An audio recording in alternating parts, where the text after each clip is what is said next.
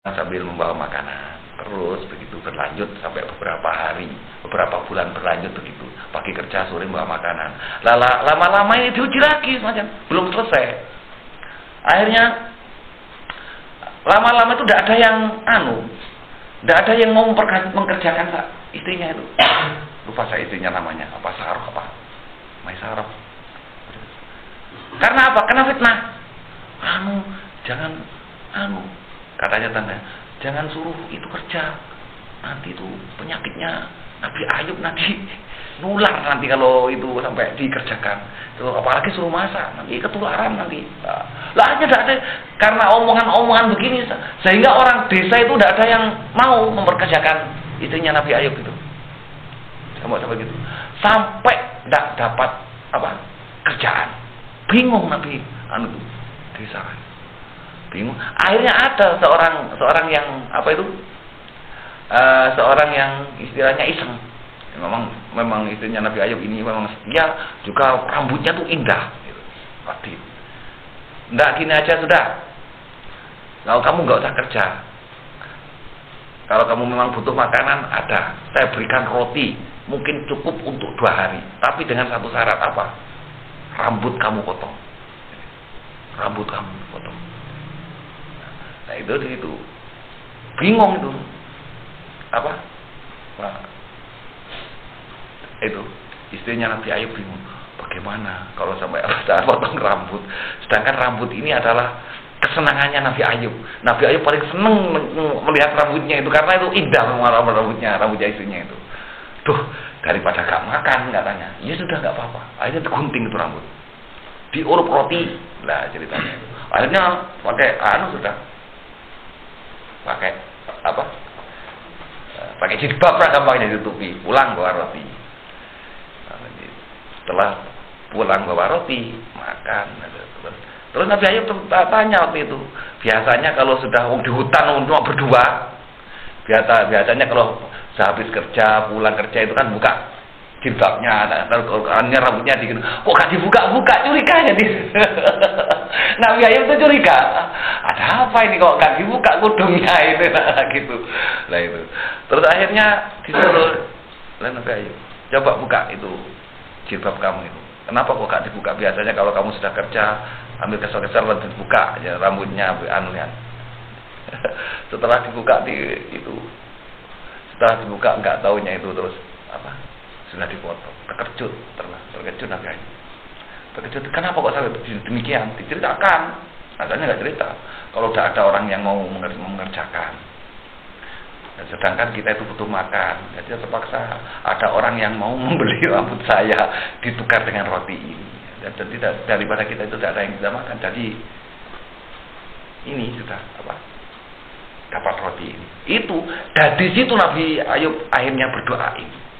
Ya doanya Nabi Ayub kan cuma ini nggak langsung pada ya Allah gini. Cuma doanya begini, ya Allah kami sudah disentuh bahaya.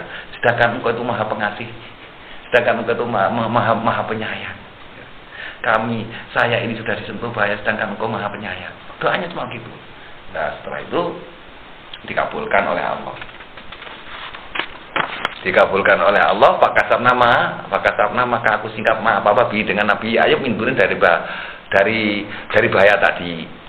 Wa atainahu dan aku berikan kepada Nabi Ayub tadi ahlinya. Wa mislahum dan seperti mereka mau bersama mereka. Rahmatan yang demikian karena sayang, karena rahmat bidina dari sisiku wa dzikra dan peringatan lil abidin bagi orang-orang yang ahli ibadah. Ini maksudnya bagaimana? Dan setelah Nabi Ayub berdoa kepada Allah kan cuma dibek perasaan nih jalan. Ya Allah, saya ini dalam keadaan bahaya, sedangkan Engkau ini adalah maha pengasih dan maha penyayang. Gak langsung, gak tolong langsung gini kan enggak. Doanya cuma begitu. Akhirnya waktu itu oleh Allah diberi wahyu, ya sudah saya kabulkan. Coba hentakkan kakimu hentakkan kakimu ke tanah itu. Setelah itu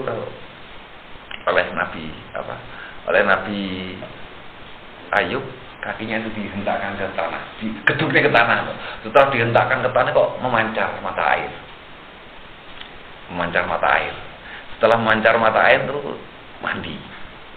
Nah, setelah mandi itu, setelah mandi itu rontok ilmunya itu. Ular-ularnya itu kan rontok, kan banyak ulatnya itu, tubuhnya. Ular-ularnya itu rontok. Besoknya mandi dalam keadaan 1 minggu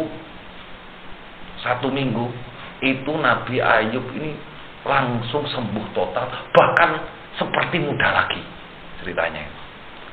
Dikala itu Nabi Ayub mungkin sudah berumur ada sekitar 60-an, kala itu setelah mandi itu seakan-akan Nabi Ayub kembali seperti 25 lagi. Ganteng lagi gitu. Nah, setelah begitu sembuh badannya. Nah, setelah sembuh badannya itu pulang ke desanya. Memang punya rumah. Pulang ke desanya. Ya bersama istrinya itu, istri yang setia satu itu. Nah, setelah pulang di rumah, di rumahnya desanya itu geger. Nabi Ayub pulang lagi. Wah, Nabi Ayub tambah muda, ganteng sekarang. Mendengar istrinya yang 6 itu, datang semua akhirnya. istrinya yang 6 yang asalnya pulang itu semuanya datang. Akhirnya lengkap itu keluarganya. Iya, maksudnya itu atena ahla itu saya berikan ahli. Jadi keluarganya kembali lagi. Istrinya yang yang 6 yang asalnya pulang itu kembali lagi. Akhirnya Allah memberikan di antara istri yang 6 itu semua setelah berkumpul, setelah kerja berhasil lagi. Nah, setelah itu mempunyai anak semua dan 10 lagi seperti yang telah meninggal. Malah lebih baik daripada itu. Jadi akhirnya kembali lagi. Itu. Jadi bahwa mislahu seperti mereka yang telah mau bersama mereka, min jauzati dari istrinya dan anaknya yang sudah itu yang dulu meninggal itu dari istri-istrinya itu melahirkan juga anak-anak yang seperti dulu lagi tadi. Itu dari kembali lagi.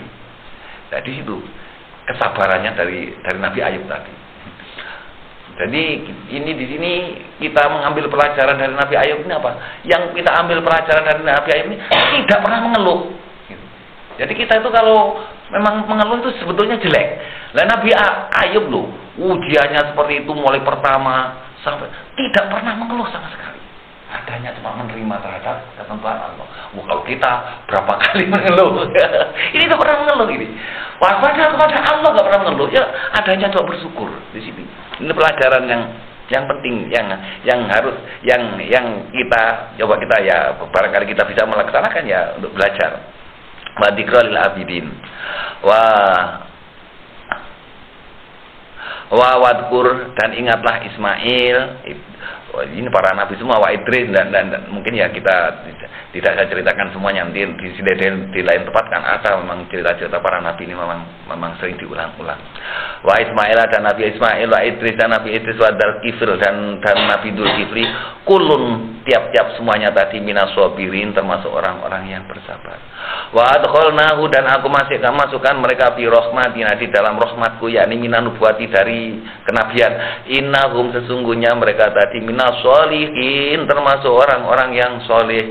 Wa dunnuni dan ingatlah Nabi Dunnun ini Nabi Yunus idza tatkala pergi Nabi Yunus tadi mugodiban dengan keadaan marah. Fadona dan maka menyangka ala nadiro untuk tidak mampu alaihi atasnya. Panada maka berdoa Nabi Dunnun tadi fidurumati di dalam kegelapannya perutnya ikan, yaitu Allah ilaha illa anta, la ilaha tiada Tuhan illa anta kecuali kamu, subhanaka maha suci kamu, ini sesungguhnya aku untuk keadaanku minadz zalimin termasuk orang-orang yang dolim. Fastajabna maka aku mengabulkan lalu kepada Nabi Dunnun tadi, wa najainahu dan aku selamatkan Dunnun tadi, Nabi Yunus tadi minal ghammi dari keprihatinan. Wa kadzalika dan karena dan seperti itu semuanya nunji aku menyelamatkan al-mu'minina orang-orang mukmin. Nah, ini kalau kita petik ceritanya Nabi Yunus. Nah, Nabi Yunus ini kan keburu marah. Kenapa? Keburu meninggalkan kaumnya, tidak ada perintah dari Allah. Putus asa. Jadi seorang nabi itu, seorang rasul itu tidak boleh bertindak seenaknya saja. Kalian seperti kalau kita kan nggak tahu. Tadi apa? Para rasul itu semuanya itu tindakannya itu berdasarkan perintah dari Allah. Nah di sini waktu itu Nabi Yunus itu ndak marah kepada kaumnya. Karena apa? Kaumnya dablek-dablek. Kaumnya dablek-dablek, gampangnya disuruh Jumatan, gampangnya. Kok tidak ada yang mau pergi ke Jumatan? Kok yang datang itu sedikit, padahal kaumnya itu banyak. Kok Pagun? Disuruh Pagun saja. Tidak berangkat ke masjid, gampangnya. Waktu Jumatan, gampangnya.